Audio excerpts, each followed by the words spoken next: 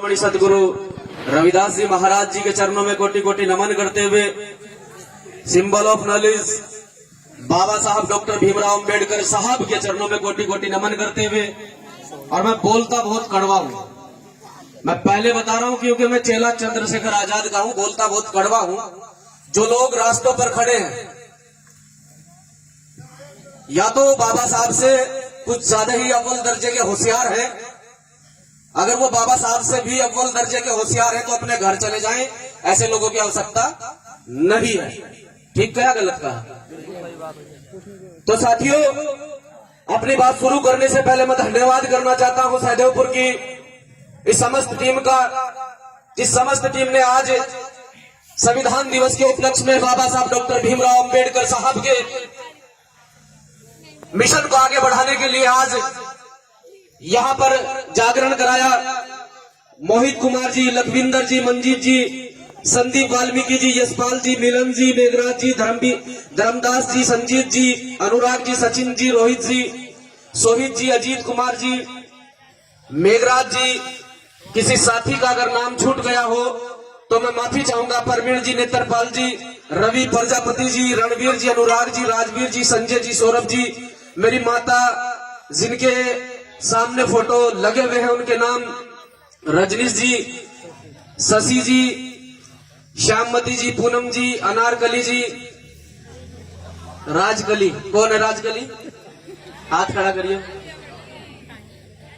23 फरवरी 2018 में मेरे आंसू आ जाते हैं जब मैं उस वाक्य को दोहराता हूं। 27 फरवरी 2018 में हमने एक भव्य प्रोग्राम रुड़की में कराया था और उसमें हमारी मां का एक्सीडेंट हो गया था, और 23 फरवरी में प्रोग्राम करवाया था तो 27 फरवरी में हमारी मां का देहांत हो गया था और हमारी मां का नाम राजकली था। तो बहुत प्यार मिलता है माताओं से, बहनों से जो सामने बैठी हैं, जिन्हें लगता है कि भीम आर्मी के लोग उनकी सम्मान की, स्वाभिमान की लड़ाई लड़ रहे हैं। तो मैं सभी सम्मानित साथियों का आदर सत्कार करते हुए अब अपनी बात आप लोगों के बीच में रखना चाहता हूं। जितने भी मंचासीनकारी मेहरबान जी और अनिल भाई, नीरज भाई, योगेश भाई, अंकुश भाई, सचिन भाई, रवि भाई, जितने भी साथी यहां पर पहुंचे हैं, अंकित भाई और समस्त ग्रामवासी जो यहां पर बैठे हैं, मौजूद है, मेरी माताएं बहनें, मेरी मातृशक्ति। देखिए, आपने भजन के माध्यम से, कीर्तन के माध्यम से जो साथी यहां पर गा रहे थे, वाकई ही उन साथी की आवाज में दम है और समझाने का एक तरीका है जो होना चाहिए। उन्होंने अपने गानों के माध्यम से, अपने भजन के माध्यम से इतना कुछ आप लोगों को समझा दिया है कि शायद मेरे बोलने की आवश्यकता ना पड़े, लेकिन मुझे यहां खड़ा किया गया है, मुझे बोला गया है कि आप लोगों को कुछ बताऊं तो मैं आप लोगों को कुछ बताकर जाऊंगा। लेकिन साथियों, एक बार फिर से आप लोगों को कहना चाहता हूं कि जो साथी इधर उधर खड़े हैं और जो अब भी अपने आप को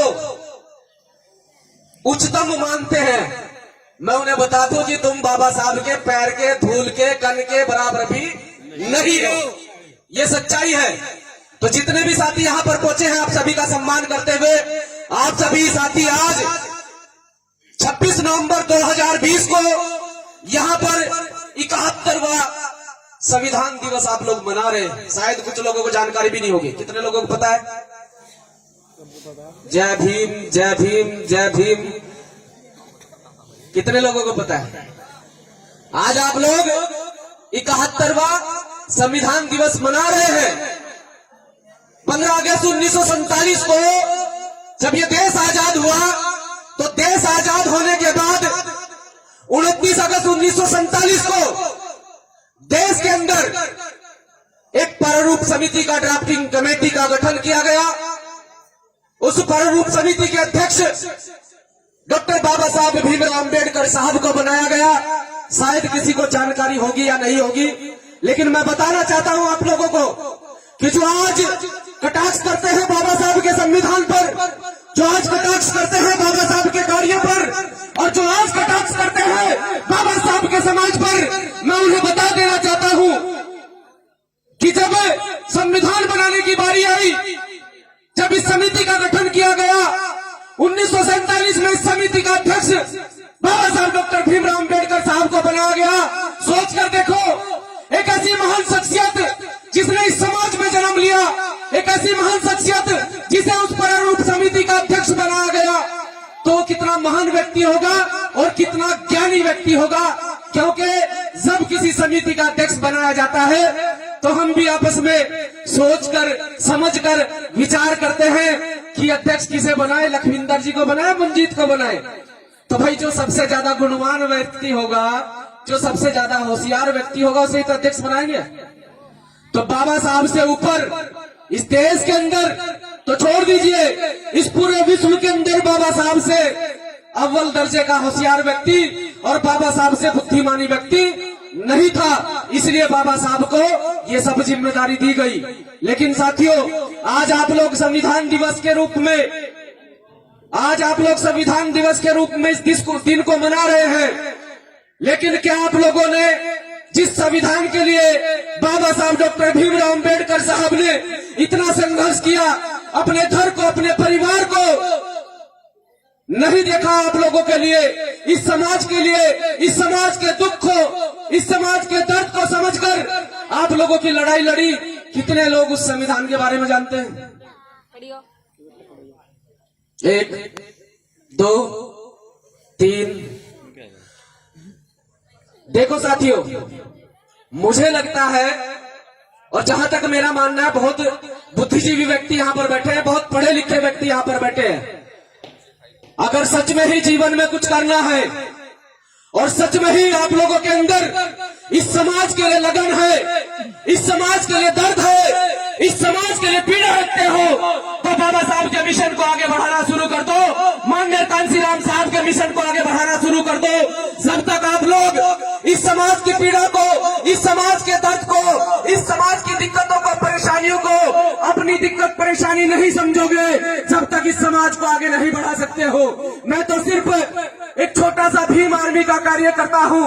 मुझे भीम आर्मी के साथ साथ में पार्टी की जिम्मेदारी दी गई है, तो मैं इतना कहना चाहता हूँ कि भीम आर्मी के साथ साथ में यहाँ पर जिस प्रकार से मुझे जिम्मेदारी दी गई है और जिस प्रकार से भीम आर्मी में रहकर भीम आर्मी के साथियों के साथ में बड़ी लगन और मेहनत से साथियों ने कार्य किया है, उसी प्रकार से आजाद समाज पार्टी के माध्यम से भी कार्य किया जाएगा। लेकिन साथियों, इतना कहना चाहता हूँ कि जितनी मेरी माताएं बहनें यहाँ पर बैठी हैं, मैं आप लोगों के लिए ज्यादा कुछ तो मेरे पास नहीं है, लेकिन इतना आप लोगों से पूछना चाहता हूं, जितनी मेरी माताएं बहनें यहाँ पर हैं, अगर आप लोग किसी भी माध्यम से जानकारी रखते हैं, कुछ हमारी बहनें फेसबुक भी चलाती होंगी, सोशल मीडिया के माध्यम से कुछ साथी जानकारी भी रखते होंगे, तो भैया मैं इतना कहना चाहता हूं, फोन कहाँ है मेरा? मैं इतना कहना चाहता हूं कि बहुत सारे साथियों के पास में ये एंड्रॉइड फोन होगा, बहुत सारे साथियों के पास में ये एंड्रॉइड फोन होगा, लेकिन इस एंड्रॉइड फोन का और अपने माँ बाप के पैसे का गलत इस्तेमाल मत करो, उस पैसे का सही इस्तेमाल करो। इस एंड्रॉइड फोन से महापुरुषों की विचारधारा को आगे बढ़ाने का काम करें। या आप लोग खाली फेसबुक पर बैठकर, व्हाट्सएप पर बैठकर एक दूसरे पर टीका टिप्पणी करते रहते हो, एक दूसरे की टांग खींचते रहते हो, इससे कभी मिशन आगे नहीं बढ़ा करते हैं। अगर आपके माँ बाप ने मेहनत मजदूरी करने के बाद आपको ये पैसा दिया है, तो उस पैसे का गलत इस्तेमाल मत करना। मैं आप सभी साथियों के लिए संदेश छोड़कर जाता हूँ कि साथियों, आपके माँ बाप के द्वारा जो मेहनत मजदूरी करके आप लोगों के लिए पैसा कमाया गया है, उस पैसे का कभी भी गलत इस्तेमाल मत करना। इतना आप सभी साथियों को कहना चाहता हूं। और जो मेरी माताएं बहनें यहाँ पर बैठी हैं, देखिए, आपकी सुरक्षा अगर कोई करता है तो बाबा साहब ने जिस संविधान को 2 साल 11 माह 18 दिन में लिखकर तैयार किया और उस संविधान को 26 नवंबर 1947 में संविधान सभा में पेश किया गया और संविधान सभा में उस संविधान को 26 नवंबर में एक्सेप्ट कर लिया गया, यानी कि इस देश में उस संविधान को लागू कर दिया गया। उस टाइम भी बाबा साहब ने कहा था कि संविधान कितना भी बुरा हो, अगर उसे चलाने वाले लोग अच्छे होंगे तो हमारा संविधान अच्छा साबित होगा, और अगर संविधान को चलाने वाले लोग गलत होंगे तो संविधान कितना भी अच्छा हो तो संविधान बुरा साबित होगा। आज ताकत ऐसे लोगों के हाथ में है, आज संविधान ऐसे लोगों के हाथ में है कि वो संविधान को पूरी तरह से खत्म करना चाहते हैं। आप लोगों के अधिकारों को खत्म करना चाहते हैं। जिस संविधान की बदौलत आज मेरे नौजवान साथी यहाँ पर बैठे हैं, जिस संविधान की बदौलत आप लोग यहाँ पर खड़े होकर बोलते हैं, मैं यहाँ पर खड़े होकर बोल रहा हूँ, अच्छे कपड़े पहने खड़ा हूँ, मेरी माताएं बहनें मान सम्मान की जिंदगी जीती है। इसका उदाहरण मैं यही पेश कर दूंगा। सच किसी माँ के साथ में, बहन के साथ में कोई दुराचार होता है, कोई अत्याचार होता है, तब हम किसी मंदिर का दरवाजा नहीं खटखटाते हैं। अगर खटखटाते हैं तो सिर्फ और सिर्फ कानून का दरवाजा खटखटाते हैं, और वो कानून अगर किसी से चलाया जाता है तो मेरे बाबा साहब डॉक्टर भीमराव अम्बेडकर के द्वारा लिखे संविधान से वो कानून चलाया जाता है। तो जब आप लोगों के ऊपर अत्याचार होता है, आप लोगों के साथ में दुराचार होता है, तो आप लोग एक छेड़खानी का मुकदमा भी अगर दर्ज कराती है थाने में जाकर, तो धारा 354 में मुकदमा दर्ज होता है। ये किसी मंदिर से आप लोगों को नहीं मिला है। मैं किसी भगवान पर टिप्पणी करना नहीं चाहता हूँ, मैं किसी देवी दुर्गा पर टिप्पणी करने के लिए नहीं आया हूँ, लेकिन आप लोगों को बताने के लिए आया हूँ। अगर मेरे बाबा साहब के विचार महान होंगे तो मनुवाद अपने आप साइड में हट जाएगा, मेरे बाबा साहब के विचार उन पर अपने आप प्रभावी हो जाएंगे। लेकिन जानकारी आप लोगों को होनी चाहिए कि जब छेड़खानी होती है, सब कुछ गलत होता है, तो हम जाकर कानून का दरवाजा खटखटाते हैं, धारा 354 में मुकदमा दर्ज कराते हैं। तब कोई सी मेरी माताएं बहने जाती है मंदिर का दरवाजा खटखटाने कि नहीं मेरे साथ गलत हुआ है, माताजी इंसाफ करो, जाती है? नहीं जाती।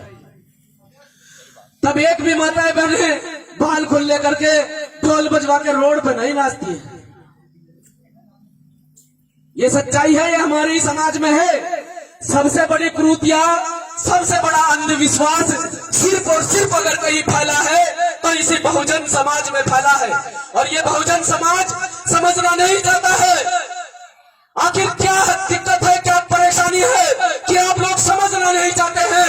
ऐसे ऐसे नौजवान आप लोगों के बीच में आते हैं, आप लोगों को समझाने का काम करते हैं, चाहे वो संगठन के माध्यम से आप लोगों के बीच में आते हैं, चाहे एक सामाजिक कार्यकर्ता होने के नाते आप लोगों के बीच में आते हैं।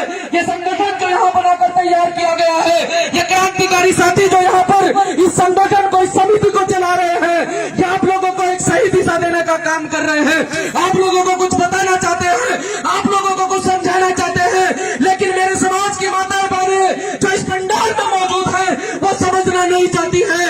वो आज भी इसी मनुवाद में, इसी ब्राह्मणवाद में लिप्त रहना चाहती हैं। मैं कहना चाहता हूँ कि आपकी अगर कोई सुरक्षा करता है तो बाबा साहब का लिखा संविधान करता है, इसे लिख कर रख लेना और अपने घर में संविधान की एक प्रतिलिपि रख लेना, क्योंकि संविधान ही आपका असली सुरक्षा कवच है।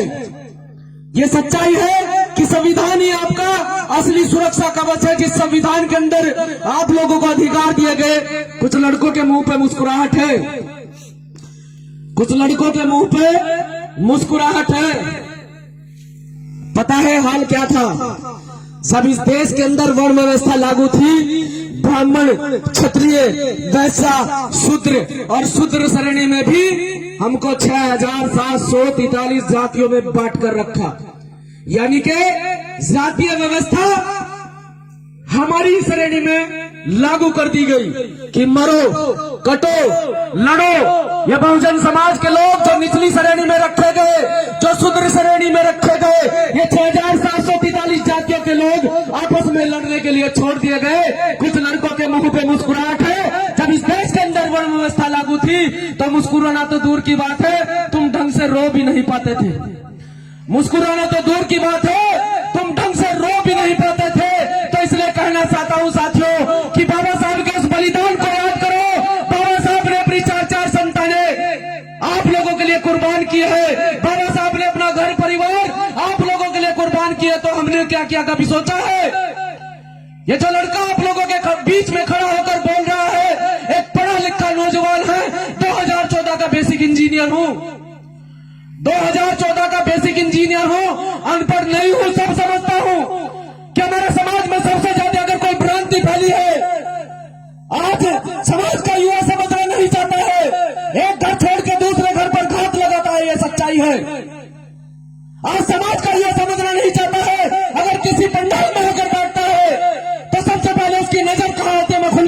नहीं चाहता हूं। अपने आप को समझो, अपने आप को सुधारो, अपने आप में सुधार लो, क्योंकि बाबा साहब ये नहीं चाहते थे।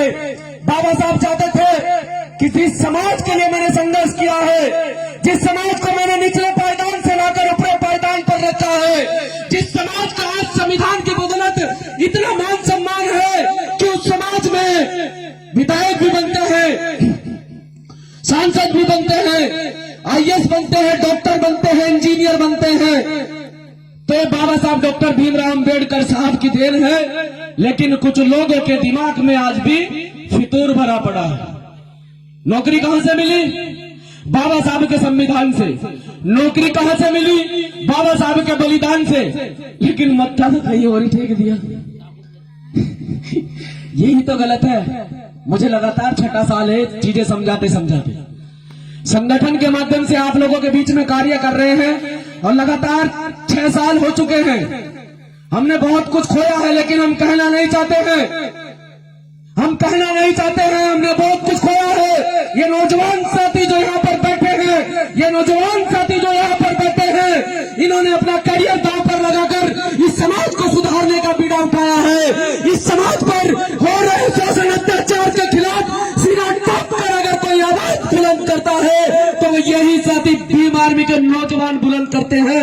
ये सच्चाई है, ये जीता जागता प्रमाण आप लोगों के बीच में है। तो मैं अपनी माताओं बहनों से पूछना चाहता हूँ कि जो नौजवान अपने करियर की चिंता ना करते हुए, जो नौजवान अपने घर परिवार की चिंता ना करते हुए, जो नौजवान अपने घर में बैठी माता बहनों की चिंता ना करते हुए आप लोगों के लिए सुरक्षा कवच बनकर खड़े हैं, आप लोगों के मान सम्मान स्वाभिमान के लिए अपनी जान तक न्यौछावर करते हैं। कितनी माता बहनें ऐसी हैं, हाथ खड़े कर मुझे बताए कि हम अपने भाइयों के साथ हैं। हाथ खड़ा करके बताए कि हम अपने भाइयों के साथ हैं। जब तक इस शरीर में लाश का लहू का कतरा रहेगा, तब तक अपने भाई एडवोकेट चंद्रशेखर आजाद के साथ में कंधे से कंधा मिलाकर सभी औरतें खड़ी रहेंगी। क्योंकि आज के दौर में, आज इतना कठिन दौर है, मनुवादी लोग हमारे खिलाफ, सरकार हमारे खिलाफ, यहाँ तक कि अन्य सामाजिक संगठन हमारे खिलाफ, और यहाँ तक कि अपने राजनीतिक दल भी हमारे खिलाफ। क्यों? क्योंकि उनके पेट में दर्द हो चला है कि जिस शोषित वंचित समाज को आज तक हमने बेवकूफ बनाया, आज तक हमने पागल बनाया, इस समाज को इतना होशियार, इतना जागरूक किसने कर दिया कि यह समाज आज खड़ा होकर सवाल करने लगा कि आइए हम आपसे डिबेट करने के लिए तैयार हैं, हम आपसे सवाल करने के लिए तैयार हैं। आज का नौजवान, चाहे वो कोई भी आप लोगों के बीच में आता है, चाहे वो क्षेत्रीय नेता है, चाहे अदरवाइज वो कोई भी व्यक्ति है, जब भी वो व्यक्ति आपके बीच में आता है तो आप लोग सवाल करना शुरू कर देते हो। फिर वो नेता ये सोचता है कि आखिरकार इन्हें जानकारी कहां से मिल रही है, ये लोग इतने निडर होकर सामने कैसे खड़े होने लगे। तो फिर उनकी नजर एक ही ओर जाती है, भीम आर्मी की। जरूर भीम आर्मी की मीटिंग हुई होगी। तो मैं तो इतना कहना चाहता हूं कि अपने अधिकारों के प्रति जागरूक हो जाइए, अपने अधिकारों को पहचानिए। और जितनी मेरी माताएं बहनें यहाँ पर बैठी हैं, आपको बताओ, बाबा साहब डॉक्टर भीमराव अंबेडकर साहब द्वारा लिखित हिंदू कोड बिल अगर किसी के घर में ना हो, 84 या 85 86 पेज का है, पढ़कर देखना। उसे पढ़ने के बाद आप लोगों को पता चल जाएगा, खास तौर से मेरी माताएं बहनें जो यहाँ पर बैठी हैं, कि जो जंजीरें, जो बेड़ियां मेरी माताओं बहनों के पैरों में और हाथों में बांध दी गई थी, उन्हें तोड़ने का काम, उन बेड़ियों को काटने का काम अगर किसी ने किया है तो सिर्फ और सिर्फ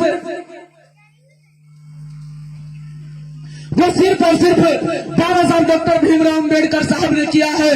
बाबा साहब की बदौलत आज महिला बराबरी का सम्मान पाती है, महिलाओं को बराबरी का अधिकार है, महिला इस देश की प्रधानमंत्री बन सकती है, महिला इस देश में डॉक्टर बन सकती है, इंजीनियर बन सकती है, आईएएस बन सकती है, पीसीएस बन सकती है।